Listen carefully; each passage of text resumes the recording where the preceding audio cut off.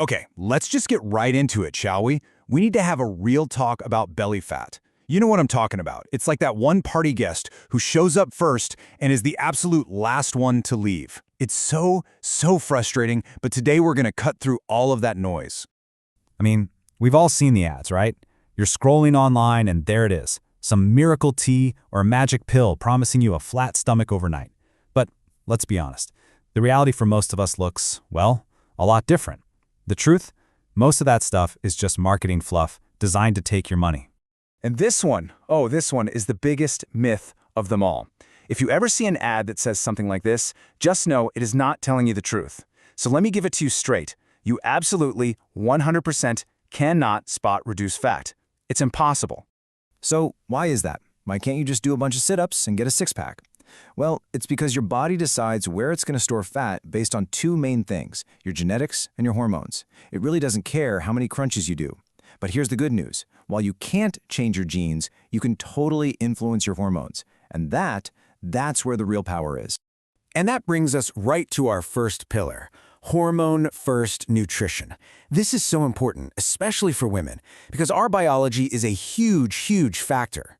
Hormones like estrogen and cortisol literally call the shots on where and why our bodies hold on to fat. So instead of fighting our own biology, we're going to learn to work with it.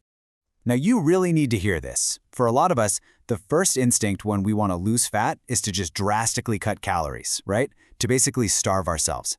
But here's the thing. When you do that, your body has no idea you're trying to get ready for a vacation. It just panics. It thinks there's a famine, and its survival response is to hold on to that stubborn belly fat even tighter. So, how do we eat for what I call burn mode without freaking our bodies out?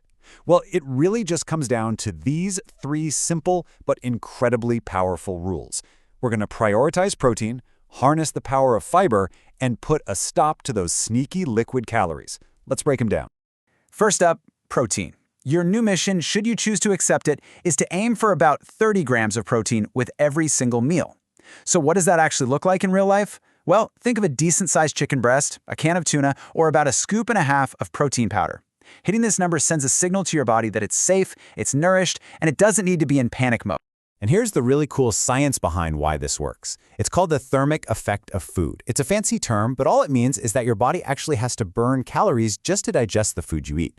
And protein has the highest thermic effect of all, meaning your body has to work harder and burn more energy just to process it. It's like getting a little metabolic boost with every meal. Next up, fiber. I want you to start thinking of fiber, from vegetables and seeds, as your blood sugar's best friend.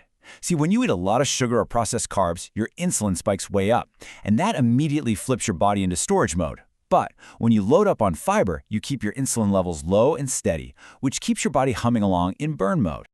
Okay, and here's a little pro tip for you, a real game changer. The next time a massive sugar craving hits you out of nowhere, I want you to try this first. Chug a big glass of water and just wait 10 minutes. So often, what we think is a sugar craving is actually our body screaming for water or telling us we're tired.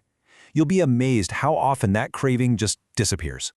All right, pillar 1, nutrition, is locked in. Now let's move on to our second pillar, metabolic fire training. It's time to stop thinking about exercise as just a way to burn calories and start thinking about it as a way to build a more efficient 24/7 calorie-burning furnace. So I have to ask you, and be honest, are those endless hours you're spending on the treadmill actually getting you the results you want? For so many people, all that long, slow cardio does is make them hungrier, and it doesn't really change how their body looks. There is a much smarter way to train. And that strategy really boils down to just these two keys. First, you've got to lift some heavyish weights. And second, you need to make something called NEAT your absolute best friend. So let's talk about lifting. Muscle is what we call metabolically active tissue. Put simply, the more muscle you have on your body, the more calories your body burns around the clock, even when you're just sitting on the couch watching Netflix. Seriously. So focus on those big, compound moves like squats, deadlifts, and overhead presses to get the biggest bang for your buck. And what on earth is this NEAT thing I mentioned? It stands for Non-Exercise Activity Thermogenesis. I know, it sounds super scientific and complicated, right? But it's actually the simplest concept ever. It's just all the calories you burn from movement that isn't a formal workout. Think walking, taking the stairs, fidgeting, even cleaning the house. And this, my friends, is where the real magic happens for fat loss. Just aiming for 8,000 to 10,000 steps every single day is so much more effective for long-term, sustainable fat loss than one single brutal HIIT session that leaves you exhausted and starving for the rest of the day. So let's just put that old training myth to bed for good. You know, the idea that doing 500 crunches a day is going to burn the fat off your stomach, it all comes back to that classic saying, abs are grown in the gym, but they are revealed in the kitchen. You can't out-train a bad diet. It just doesn't work that way. Okay, on to our third and final pillar. And honestly, this might be the most overlooked, yet most important one of all. It's the stress factor. This is the secret killer of fat loss that can completely sabotage you, even if your diet and exercise are perfect. Here's why this is so critical. When you are constantly stressed out, your body is pumping out a hormone called cortisol, and high levels of cortisol send a direct, biological signal to your body to store fat, specifically right around your midsection to protect your vital organs. It's a primitive survival mechanism, and it's a fact of our biology. And what's the number one way that most of us are creating a high-stress, high-cortisol environment inside our own bodies? It's simple, a lack of sleep. The 7-hour rule is non-negotiable. If you're not getting at least 7 hours of quality sleep every night, you are fighting a losing uphill battle against your own hormones.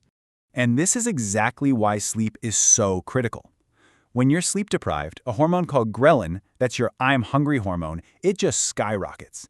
At the exact same time, leptin, your I'm full and satisfied hormone, it plummets. This is a hormonal recipe for disaster, leading to intense cravings and overeating, and you might not even realize why it's happening. So, we've covered the 3 pillars: hormone-first nutrition, metabolic fire training, and managing the stress factor.